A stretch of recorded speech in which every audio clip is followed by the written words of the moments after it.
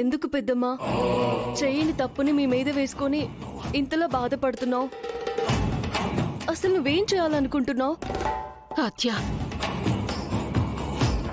ఆయన ఆస్పత్రిలో ఉన్నప్పుడు శివయ్య ఈ ఇల్లు వదిలి తన భార్యతో వెళ్ళిపోతే ఆయన తిరిగి వచ్చేలోపే శివయ్యని తిరిగి తీసుకొచ్చి ఈ ఇంట్లో పెట్టాం. ఎందుకో నీకు తెలుసు కదా,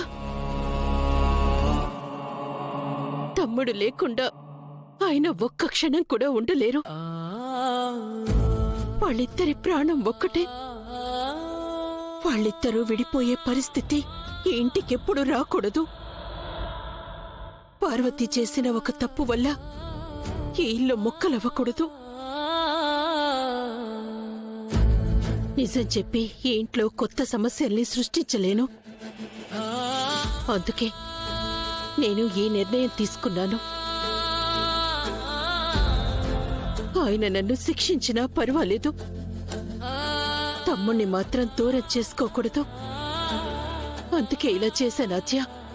పెద్దమ్మా, నువ్వేదేదో ఊహించుకొని నీకు నువ్వు సమస్యలని సృష్టించుకుంటున్నావు. అన్నదమ్ముల మధ్య అగాధాలు రాకూడదని, అపార్థాలు ఉండకూడదని మీ ఇద్దరి మధ్య దూరాన్ని పెంచుకుంటున్నావు. ఆయన ఎప్పటికీ నా చెయ్యి వదలరు. ఆ ధైర్యంతోటే నేనీ నిందని నా మీద వేసుకున్నాను.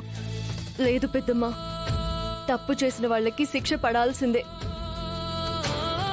పార్వతి పిన్ని అనగాదేవితో నేరుగా మాట్లాడే ప్రూఫ్స్ మన దగ్గర ఏమీ లేవు కాబట్టి నేను శ్రీను కలిసి దీనికొక ప్లాన్ చేసి పిన్ని ద్వారానే అసలైన సాక్ష్యాన్ని సంపాదిస్తాము. వద్దు ఆద్య. పెద్దమ్మా, నువ్వు నన్ను ఇంకా ఆపే ప్రయత్నం చేయొద్దు. ఏ తప్పు చేయని మా పెద్దమ్మకి శిక్ష పడ్డానికి నేను ఒప్పుకోను. ధర్మమే ఆయుష్గా బ్రతికే రఘురాం గారి ధర్మ పత్ని నువ్వు. ఆ విషయం మర్చిపోవద్దు.